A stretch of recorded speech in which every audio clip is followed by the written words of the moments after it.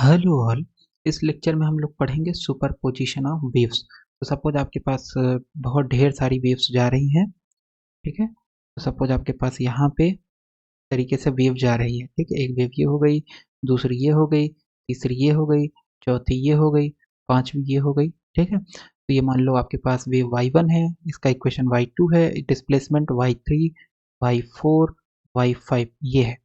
तो ये सभी वेव जा करके मीडियम में कहीं ना कहीं पे सुपरपोज करेंगी। इसका जो सुपरपोजिशन से जो वेव बनेगा वो कुछ इस तरीके से बनेगा कि y बराबर जो आएगा y1 plus y2 plus y3 plus y4 plus and so on, मतलब लीनियर कॉम्बिनेशन होगा। इसी इसी को बोला जाता है सुपरपोजिशन ऑफ वेव्स। और सुपरपोजिशन ऑफ वेव्स का एग्जांपल क्या है कि ये वेव अपनी तरीके से चलेगी, ये वेव अपनी तरीके से, ये वेव अपनी तरीके से बिना इसको इफेक्ट किए हुए, ये अपनी तरीके से बिना इसको इफेक्ट किए हुए, ये वेव अपनी तरीके से चलेगी बिना इसको इफेक्ट किए हुए। तो अगर हम एक यहाँ पे मान लो इस वेव की फ्रीक्वेंसी ओमेगा 1 है, इसकी ओमेगा 2 या कुछ भी मान लेते हैं, ओमेगा 5 है, ओमेगा 2 है, ओमेगा 3 है। तो अगर हम एक यहाँ पे रिसीवर लगा दें और इसको ट्यून करें डिफरेंट डिफरेंट फ्रीक्वेंसी पे, तो हमें क्या मिलेगा? अगर मान लो ये रिसीवर ओमेगा 1 पे ट्यून हुआ है तो हमें ये वेव मिलेगी, अगर ये ओमेगा 2 पे ट्यून हुआ है तो ये वेव मिलेगी, और ओमेगा 3 पे अगर ट्यून हुआ है तो ये वेव मिलेगी। ठीक है, यही कारण है कि जो हम रेडियो यूज़ करते हैं तो वहाँ पे डिफरेंट डिफरेंट फ्रीक्वेंसी पे डिफरेंट डिफरेंट रेडियो चैनल मिलते हैं।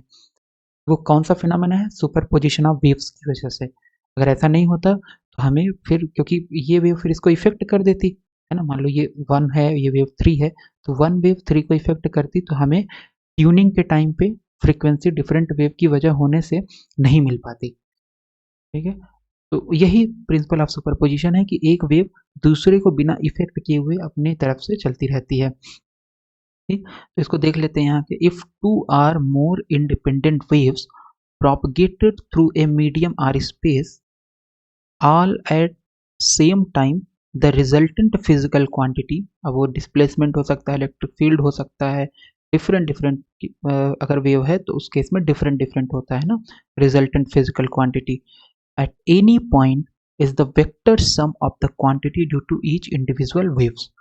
तो बेसिकली यही चीज है कि साई बराबर जो डिस्प्लेसमेंट होगा वेव का, वो इंडिविजुअल वेव्स जो हैं उनके सम के बराबर होगा, है ना। वेक्टर सम, अगर वेक्टर डिस्प्लेसमेंट जैसे इलेक्ट्रिक फील्ड है, यहाँ वेक्टर आएगा, यहाँ पे क्या आ जाएगा? एक वेक्टर आ जाएगा। ठीक है, सो साई आपका वेक्टर सम के बराबर होगा, psi 1 plus psi 2 plus and so on. The two or more waves can traverse the same medium or space independent of one another. वही हमने जो बताया कि दो वेव या उससे अधिक वेव मीडियम में इंडिपेंडेंट होकर के ट्रेवल कर सकती हैं। So we can tune our radio receiver to a particular frequency। तो इसी वजह है कि अगर हम रेडियो फ्रीक्वेंसी पे डिफरेंट डिफरेंट चैनल को सुन सकते हैं ना, रेडियो पे अगर ट्यून करें फ्रीक्वेंसी को तो। okay?